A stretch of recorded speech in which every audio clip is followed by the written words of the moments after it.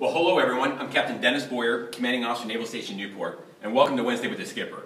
So I'm right here at the Navy War College Museum, and we're basically welcoming back into the business here. They were shut down for about 6 months as they had the heating, ventilation, air conditioning system replaced, and now that musty odor that we all kind of remember from before is gone, and it's just a wonderful facility and better able to maintain the artifacts. So we're happy to have them back in service now.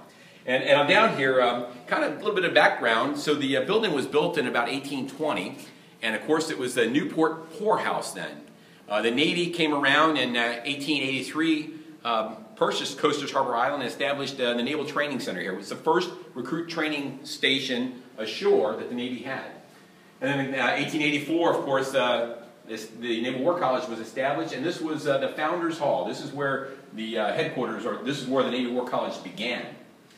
And it was used for quite a while as the Navy War College, and then this is where the very first classes were held by Captain Alfred Thayer Mahan. So those of us historians, and like me, graduates of the Navy War College, we know that name pretty well. So from about 1890 until 1978, the building served as the administration building for the Naval Station. And keep in mind, Navy was big in Newport, so this served as a big opportunity or big place for the Navy's headquarters as well, for the Atlantic Fleet. And in 1978, the museum opened in the newly named Founders Hall, now operated by the Navy War College. Now, some of the permanent exhibits focused on the Navy history here in Narragansett Bay include the early history from the colonial period to the American Revolution and the history of the many activities at Naval Station, including the Naval Torpedo Station. Remember, that began over at Goat Island. That's where the torpedoes were tested and developed. And much of that work still continues over at the Navy Undersea Warfare Center. A lot of good Americans over there doing good things for the Navy. Now, some of the treasures on exhibit are the quadrant used by Commodore Abraham Whipple, you can see in the background here. Also, we have a torpedo, the surviving fish torpedo, the U.S. Navy's first self-propelled torpedo developed in Newport in 1871, and one of two complete Howell torpedoes, the first self-propelled torpedo issued to the fleet. And it was tested here in Newport in 1885. Now, aside from armament, the sword worn by Lieutenant Alfred Thayer Mahan as an instructor here, an instructor of seamanship, while at the U.S. Naval Academy was located in Newport. Many uniforms are on display here from the Navy War College graduates, World War I yeomanettes, Seabees, and others who have rich history here in Newport.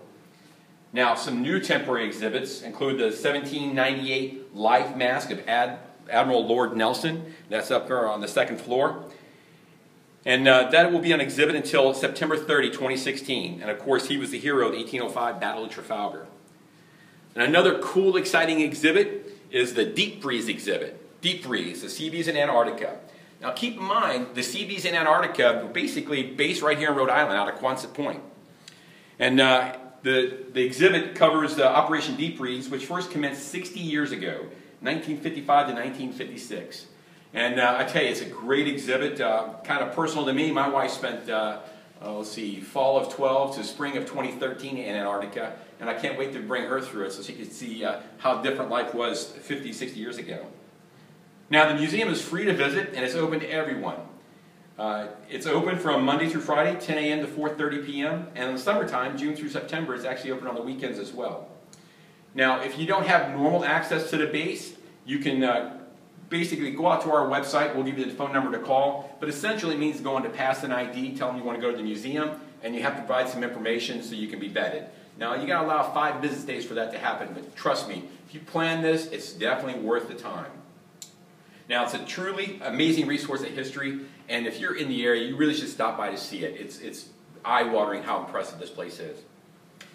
Now, in other news, y'all probably saw the snow we had on Monday, and that's just basically an indication of what's to come. So please be ready. It got wicked cold Monday night and Tuesday, and we should make sure we're ready for the winter time.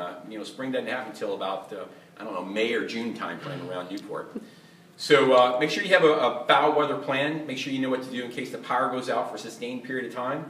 And again, as I keep emphasizing, you want to build your plan while you're not emotional and you're not in a crisis. So think about it now while you have some time, and then put that plan together and practice it if you have an opportunity to do so. But get those shovels out, get that salt ready, and get ready for the winter. That's all I got. Giddy up.